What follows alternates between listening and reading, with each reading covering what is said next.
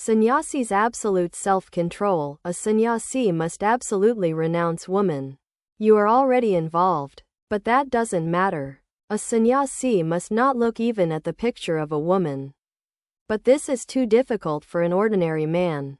Sa, Re, Ga, Ma, Pa, Dha, Ni are the 7 notes of the scale. It is not possible to keep your voice on Ni a long time. To lose semen is extremely harmful for a sannyasi. Therefore he must live so carefully that he will not have to see the form of a woman. He must keep himself away from a woman even if she is a devotee of God. It is injurious for him to look even at the picture of a woman. He will lose semen in a dream. If not in the waking state, a sannyasi may have control over his senses. But to set an example to mankind, he should not talk with women.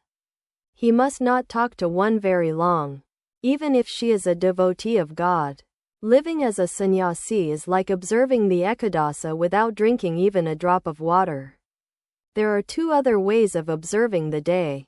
You may eat fruit or take luchi and curry. With the luchi and curry you may also take slices of bread soaked in milk. All laugh, smiling. Absolute fasting is not possible for you. Once I saw Krishna Kishore eating luchi and curry on an Ekadasa day. I said to Ride, Ridu, I want to observe Krishna Kishore's Ekadasa. Single quote. All laugh. And so I did one day. I ate my fill. The next day I had to fast.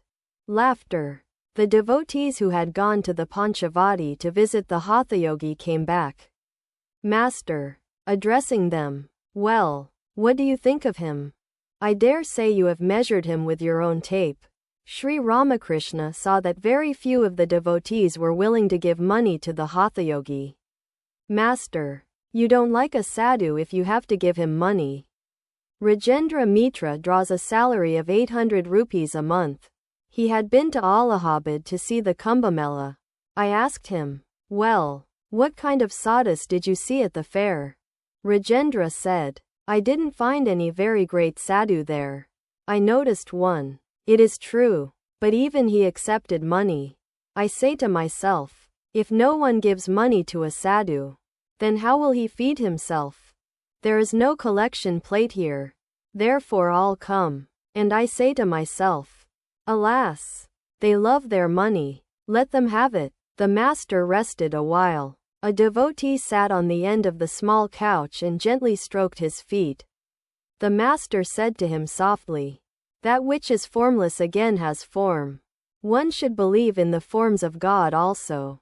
By meditating on Kali, the aspirant realizes God as Kali. Next he finds that the form merges in the indivisible absolute. That which is the indivisible Satchidananda is verily Kali. Sri Ramakrishna was sitting on the semicircular porch west of his room, talking with Mahima and other devotees about the Hathayogi. The talk drifted to Ramprasana, the son of Krishna Kishore. The master was fond of the young man.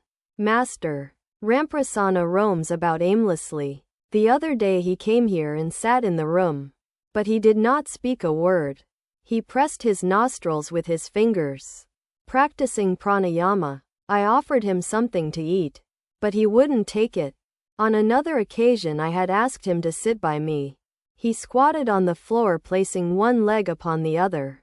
He was rather discourteous to Captain. I weep at his mother's suffering.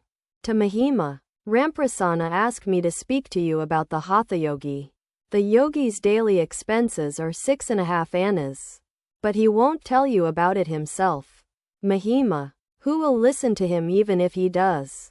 Mani Sen of Panahati entered the room with several friends, one of whom was a physician. Mani asked the master about his injured arm. The doctor did not approve of the medicine prescribed by Pratap Mazumdar. The master said to him, why should you say that? Pratap is no fool. Suddenly Latu cried out, oh! The medicine bottle has dropped and broken. It was not yet dusk. The master, seated on the couch, was talking to M. Mahamacharan was on the semicircular porch engaged in a loud discussion of the scriptures with the physician friend of Mani Sen. Sri Ramakrishna heard it and with a smile said to M. There. He is delivering himself. That is the characteristic of Rajas. It stimulates the desire to lecture and to show off one's scholarship. But Sattva makes one introspective. It makes one hide one's virtues. But I must say that Mahima is a grand person. He takes such delight in spiritual talk. Adhar entered the room, saluted the master, and sat by M's side. He had not come for the past few days. Master. Hello. Why haven't you come all these days? Adhar. Sir. I have been busy with so many things. I had to attend a conference of the school committee and various other meetings. Master. So you completely lost yourself in schools and meetings and forgot everything else? Adhar. Everything else was hidden away in a corner of my mind. How is your arm? Master. Just look. It is not yet healed. I have been taking medicine prescribed by Pratap. After a time the master suddenly said to Adhar. Look here. All these are unreal meetings. School, office, and everything else. God alone is the substance. And all else is illusory. One should worship God with one's whole mind. Adhar sat without speaking a word. Master. All else is illusory. This moment the body is and the next moment it is not. One must make haste to worship God. But you don't have to renounce everything. Live in the world the way the tortoise does. The tortoise roams about in the water but keeps its eggs on land. Its whole mind is on the eggs. What a nice state of mind Captain has developed. He looks like a rishi when he is seated to perform worship. He performs the arati with lighted camphor and recites beautiful hymns. When he rises from his seat after finishing the worship, his eyes are swollen from emotion, as if bitten by ants.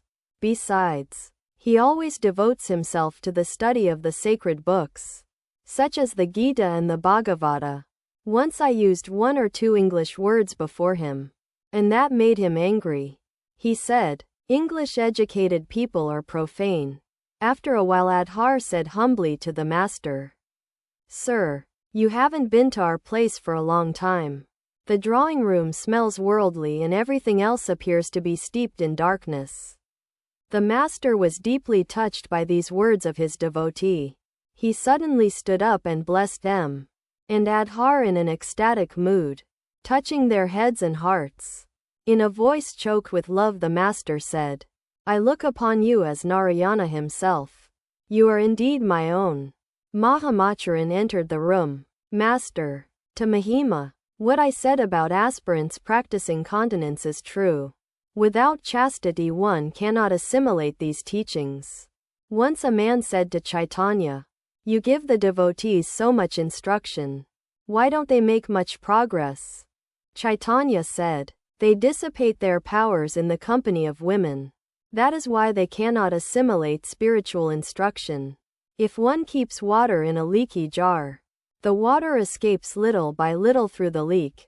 Mahima and the other devotees remained silent. After a time Mahima said, Please pray to God for us that we may acquire the necessary strength. Master, be on your guard even now. It is difficult, no doubt, to check the torrent in the rainy season. But a great deal of water has gone out. If you build the embankment now it will stand.